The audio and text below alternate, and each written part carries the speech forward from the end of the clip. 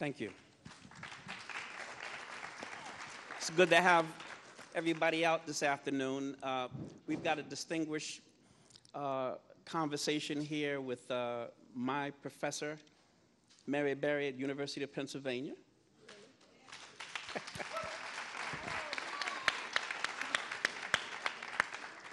Barbara Ransby, who's the author of a biography of Ella Baker and another of Eslanda Robeson. And Jeanne Theoharis, the author of a new biography on Rosa Parks. We wanted to start the conversation by talking about Rosa Parks. What do we know new about Rosa Parks, Jeanne? Well, I wanted to start today with an evening meeting, and that evening is November 27th, 1955. And on that November 27th, Rosa Parks came to a packed mass meeting at Dexter Avenue Baptist Church to hear Dr. T.M. Howard, talk about the recent acquittal of the two killers of Emmett Till. Dr. King introduced that meeting, and Howard was there to spread the word. Howard had been one of the key organizers in trying to get even a trial of those two men. And after those men, Bryant and Mill, had been acquitted, was on a tour through the country to spread the word and to continue the organizing after that travesty had happened, as the two men who had lynched Emmett Till had been found not guilty. So this is November 27th, 1955. And Rosa Parks sits there, and he is talking about the lynching of Emmett Till, and he is talking about the deaths of two other organizers in Mississippi who had tried to register to vote and had been killed. And she is angry, and she is sad, and she is despairing. Because she came to that night having spent more than a decade organizing around cases like this. And what was particularly sort of exciting about this case was there had been enough organizing and enough awareness that there had been a trial, and yet and still the two killers go free. And I wanted to start there because I think many people this week have made the comparison between the lynching of Emmett Till and Trayvon Martin. But I think we can go deeper in that comparison, and to think about that comparison not just as a comparison of sadness and of anger, but of what follows. Because I know all of you know what's going to happen 4 days later, on December 1st, 1955. And that is Rosa Parks, who has spent 2 decades organizing. She begins her adult political life around the Scottsboro case. She has spent the past decade turning the Montgomery NAACP with E.D. Nixon into a more activist branch. And so she comes to December 1st, 1955 with a tremendous amount of organizing experience, with a tremendous amount of activism. And she comes with that evening fresh in her mind. And so she is going home from work December 1st, 1955.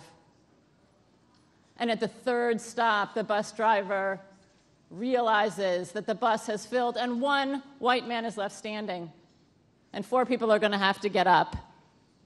And as she tells it, she thought about her grandfather, who was a supporter of Marcus Garvey and who had kept a shotgun in their house.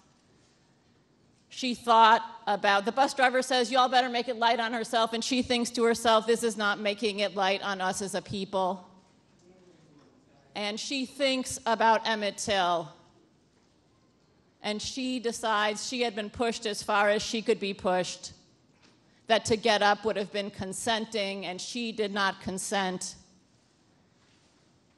And so she said no.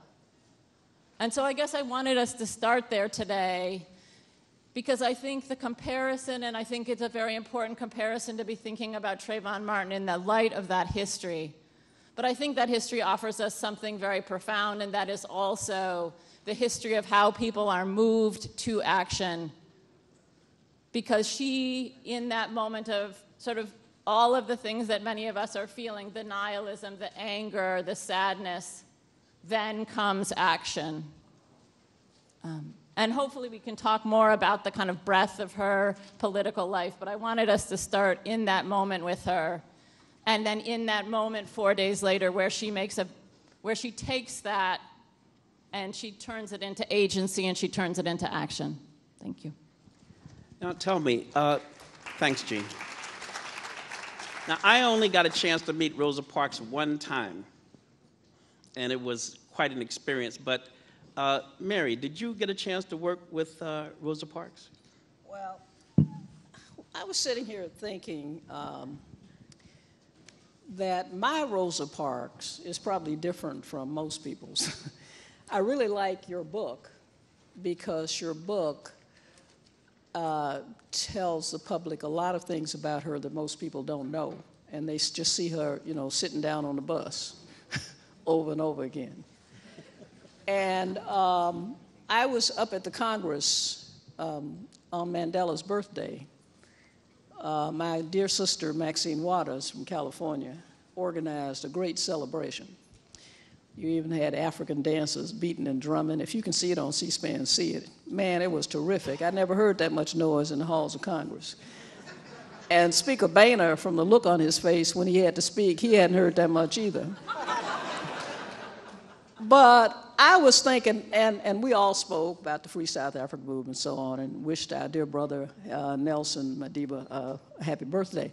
But I was thinking about Rosa Parks, knowing I had to come up here because I knew Rosa Parks. She came to the Free South Africa movement demonstrations that we organized for a couple of years to get sanctions and all that. But I knew her before that. The first time I encountered her was in '67. I had been in Vietnam as a reporter when the riots happened. And I came back just right after the Detroit riot, and there was a people's inquiry set up in Detroit.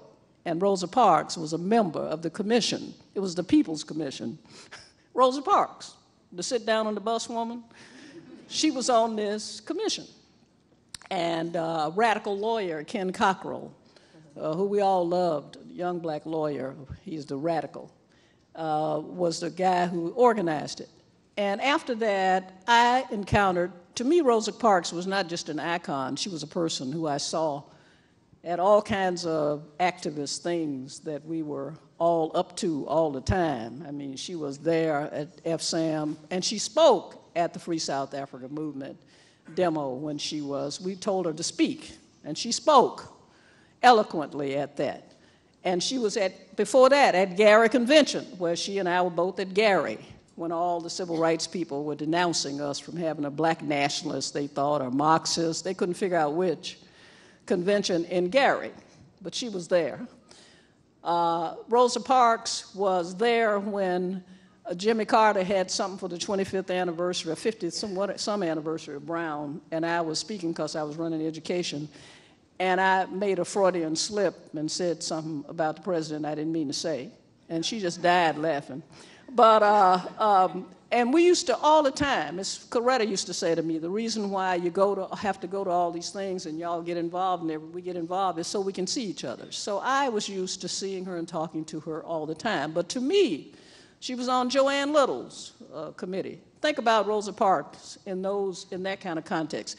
Rosa Parks believed, like Malcolm, that you should use everything that comes to hand in the struggle for freedom. And so to define her as this meek woman who sat down on the bus. And all I want to say about that is being up there in the Congress and going through Statuary Hall, where she is now, and looking at Sojourner and Emancipation Hall and so on. And I thought to myself, if people knew what we know about Rosa Parks, she wouldn't be in there. If they knew what I'm saying about Rosa Parks, she wouldn't be on the stamp. Rosa Parks, what these historians have done is what we call a work of recovery, recovering the real deal about people. And what Barbara has done about Eslanda Robeson, who was overshadowed by Paul Robeson, but in her own right was a wonderful activist and intellectual person.